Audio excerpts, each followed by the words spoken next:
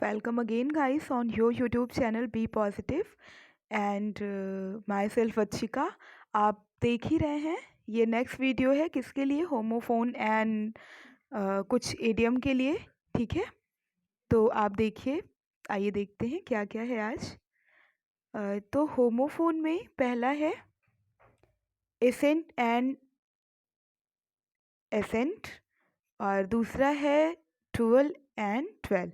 ठीक है, थोड़ी सी स्पेलिंग डिफरेंस है और थोड़ा सा प्रोनाउंसिएशन। आपको पता है कल मैंने एक नया वर्ड सीखा। स्पेनिश लैंग्वेज में प्रोनाउंसिएशन को प्रोनाउंसिएशनिस बोला जाता है। मैं कल आपको थोड़ा सा और अच्छे से क्लियर करके बताऊंगी। फिलहाल आज हम इंग्लिश पढ़ते हैं। यहाँ पे एसेंट और एसेंट है। ठीक है, तो पहले हम एसेंट देखते हैं। इसका मतलब होता है चढ़ाई करना। ठीक है, एग्जाम्पल देखिए, the ascent to the Himalaya is difficult task. Obviously जिन्होंने भी एक्सपीरियंस किया होगा जानते होंगे बहुत ही डिफ़िकल्ट होता है उस पर चढ़ना। ऐसा लगता है कि बस हम तुरंत चढ़ जाएंगे, लेकिन जब चढ़ना पड़ता है, भले वो स्टेयर्स के थ्रू हो या किसी पर्टिकुलर रोड के थ्रू हो, वो थोड़ा सा डिफ़िकल्ट होता है। तो यहाँ पे वही कहा जा रहा है। एसेंट का मतलब यहाँ पे वर्ब एडजेक्टिव कह सकते हैं हम। ठीक है, और दूसरा देखते हैं एसेंट। इसे हम बहुत ओपनली पढ़ सकते हैं, प्रोनाउंशिएट कर सकते हैं। इसका मतलब होता है स्वीकृति देना किसी भी चीज़ को अपनी। तो यहाँ पे देखिए, he has given his ascent to the proposal. उसने उस प्रपोजल को अपनी अनुमति या स्वीकृति दी। स्वीकृति ही बोलिएगा, अनुमति बहुत अप्रोप्रिएट नहीं है। दूसरा आप जानते ही होंगे, आजकल तो बहुत ही पता होगा, डुअल सिम, डुअल ये डुअल वो, डुअल बिहेवियर, डुअलिटी। तो ये वहाँ पे वही है, दोहरा। ठीक है, और यहाँ पे देखिए, we should not adopt dual policy. हमें डुअल पॉलिसी यानी दोहरा जो दोहरा रूल है, दोहरे नियम है, दोहरा कानून है, वो हमें स्वीकार नहीं करना चाहिए, ग्रहण नहीं करना चाहिए। ठीक है, और ये है, इसको प्रोनाउंशिएट करेंगे ड्वेल से, जिसका मतलब होता है द्वंद्व युद्ध। ये भी बहुत कॉमन है, आप सुने होंगे। ये देखिए example, Kargil war was like a duel. ठीक है, कारगिल वॉर क्या था, और एक ड्वेल ही तो था, द्वंद्व युद्ध था दोनों में। ये देखिए हिंदी में भी शुद्ध वर्तनी करके आता है, उसमें देख लीजिए, द्वंद्व ऐसे ही ये लिखा जाता है। ठीक है। आइए दूसरा देखते हैं क्या है, इडियम।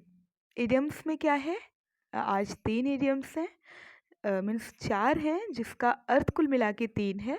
तो पहला देखते हैं, एट आर्म्स लेंथ, जिसका मतलब होता है दूरी बना के रखना। ठीक है, doctor tell people to keep themselves at arms length. यहाँ पे कुछ वर्ड मिस हो गए, फ्रॉम कोविड पेशेंट होगा। ठीक है, टिल दे गेट वेल, ये पूरा सेंटेंस है, यानी कि आप कोविड पेशेंट से तब तक दूरी बना के रखिए, उन्हें एट आर्म्स लेंथ रखिए जब तक कि वो अच्छे नहीं हो जाते, भले नहीं हो जाते। ठीक है, दूसरा देखिए, एट डैगर्स ड्रॉन, जिसका मतलब होता है घोर शत्रुता या फिर खुली शत्रुता, ओपन एनिमिटी। तो एग्जाम्पल भी कितना सिंपल है, Rana Pratap and Akbar were at daggers drawn. ठीक है, उन दोनों के बीच में बहुत ही घनी शत्रुता थी, ये कहा जा रहा है। यहाँ पे देखिए 2 हैं, और दोनों ही का मतलब एक ही होता है, नियर और पास। एट स्टोन्स थ्रो और एट हैंड, दोनों का मतलब, और दोनों के अलग अलग एग्जाम्पल दिए हुए हैं। My father's office is just eight hand from my office. ठीक है, आपको समझ आ रहा होगा, देख रहे होंगे। एक्चुअली फ्रॉम माई होम होगा यहाँ पे, या फिर फ्रॉम माई हाउस होगा। माई होम नहीं होगा, माई हाउस होगा। अगर होम होता तो वहाँ पे माई कैंसिल हो जाता। होम का मतलब ही होता है अपना घर, और अगर आप हाउस बोल रहे हैं तो अगर मेरे घर के सेंस में, तो आपको वहाँ पे माई लगाना पड़ेगा। ठीक है, तो मेरे पापा का ऑफिस मेरे घर से एट स्टोन्स थ्रो है। यहाँ पे आपको समझ ही आ रहा होगा ना कि स्टोन, वैसे तो बहुत दूर दूर तक स्टोन जाते हैं जिसके जाते हैं, लेकिन बस ये कहा जा रहा है कि जितनी दूरी पे आप स्टोन फेंक दें उतनी दूरी पे, बस बहुत कहने का मतलब बहुत कम दूरी। और एट हैंड का एग्जाम्पल देखिए, सॉरी, एट स्टोन्स थ्रो का एग्जाम्पल देखिए, my college is just at a stone's throw from the park. कोई पर्टिकुलर प्लेस है, कोई फेमस पार्क है, तो वो उसके बारे में बता रहा है कि मेरा कॉलेज उस पार्क से बस एकदम पास में ही है।